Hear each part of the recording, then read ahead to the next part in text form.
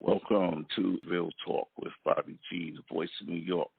Today's topic is Mexico urges Haitians at U.S. Mexico border to give up and head south.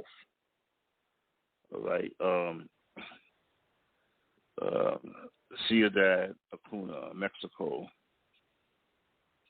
Uh, okay, Mexican officials are urging Haitians on the Texas border trying to reach the United States to give up and return to Mexico's frontier with Guatemala to request asylum, even as discontent grows over the treatment meted out to the beleaguered migrants.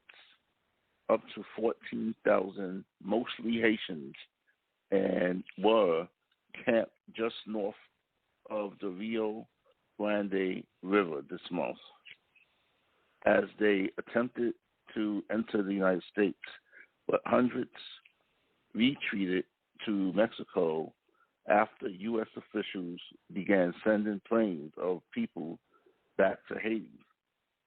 On Thursday, the U.S. Special Envoy to Haiti quit in protest over the Biden administration's deportations of migrants to the Caribbean nations, which has been rocked by the assassination of its president, gang violence, and natural disasters.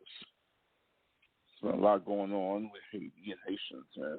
Lately, it's been crazy. So basically, on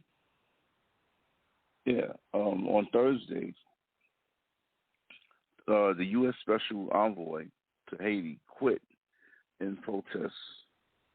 Right, okay. He quit in protest.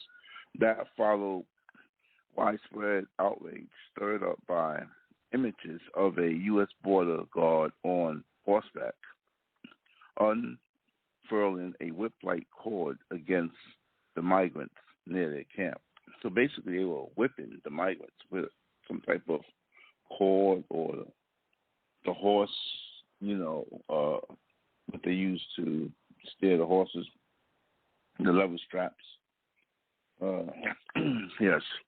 Yet, pressure is also growing on U.S. President Joe Biden to tighten the border.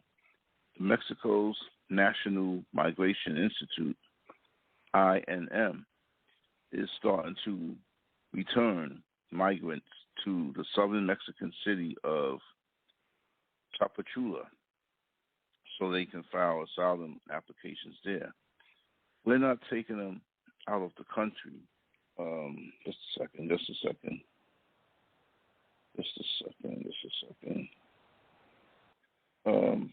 Pressure is also growing on U.S. President Joe Biden to tighten the border, and Mexico's National Migration Institute is starting to return migrants to the southern Mexican city of Tapachula so they can file asylum applications there. I apologize for that. I was reading something off the page and, internet, glitches, stuff just jumps in. I had to go back. So it says, moving on, it says, we're not taking them out of the country. INM Chief Francisco Cardano told Reuters. We're bringing them away from the border so there are no hygiene and overcrowding problems. Haitians who made the perilous, costly journey to Guatemala to Ciudad Acuna on the Mexico-U.S. border are skeptical about the merits of going back to a city where they had already unsuccessfully tried to process asylum claims. Willie Jean, who spent 2 fruitless months in Tapachula, said if Mexico really wanted to help the migrants, it should allow them to make their applications to make their applications elsewhere. Tapachula is really tough, really small. There's lots of people, he told an INM agent trying to persuade him to go south. There's no work, there's nothing. The United States has returned nearly 2,000 migrants to Haiti from the camp at Del Rio, Texas, opposite Ciudad Acuna, and taken close to 4,000 people into custody, the Department of Homeland Security said late on Thursday. The Del Rio area, which includes the camp where families have crammed into makeshift shelters made of reeds on the banks of the Rio Grande, now holds some 3,000 people, DHS said.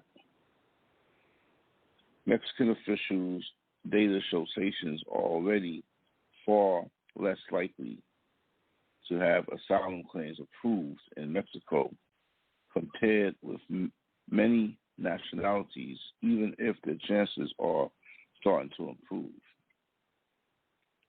Last year, of all asylum claims that were formally resolved, only 22% of Haitian cases won approval, compared to 98% for Venezuelans, 85% of Hondurans, 83% of Salvadorians, and 44% of Cubans so far this year. The Haitian number is up to 31%. Asylum requests have overwhelmed Mexico's Commission for Refugee Assistance, COMAR, which is scheduling appointments months away. If at all, some Haitians in Ciudad Acuna said they had left Tapachula because they were so fed up with waiting. It basically pushes Haitians out, said Caitlin Yates, a migration expert at the University of British Columbia. Soggy papers discarded in the grass near the Rio Grande showed that a Haitian man who applied for a humanitarian visa in August would have had to wait until December for an appointment, telling migrants eyeing the U.S. side of the border that it would be better to process claims before the media disappeared from Del Rio and Ciudad Acuna. INM agents swept through the camp on Thursday, beseeching them to go back to Tapachula. We're giving you this option, INM official Montserrat Saldana told a cluster of migrants circled around her. All of you who cross the river are going straight to Haiti. Reporting. Okay. So that's basically what's going on so far as the Haitians at the border. It's getting crazy. I'm still, me personally, wonder, first of all, how did they get there to the border? I mean, if you look at Haiti and you look at the Mexican border, that's a distance, and you have to get there by either boat or by plane. It's a lot closer to go from Haiti into Miami, Florida, if you look at the distance. So I don't understand, did they come directly from Haiti, or were they people that was in America somewhere and wind up at the border? I don't know. That's what I'm trying to still figure out. That's a little crazy, because I'm just still wondering how they got there.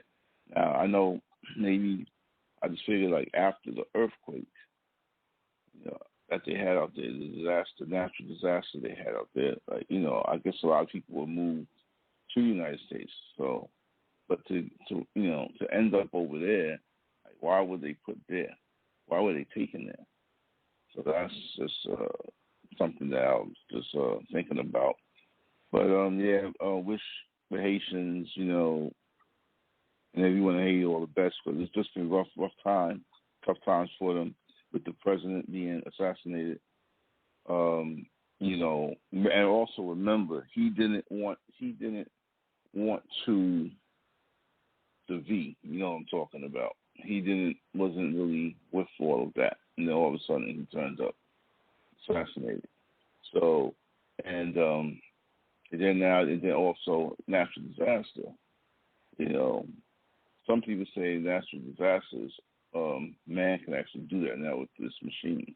They have like weather controlling machines and disaster machines that they can, you know, do what they want now.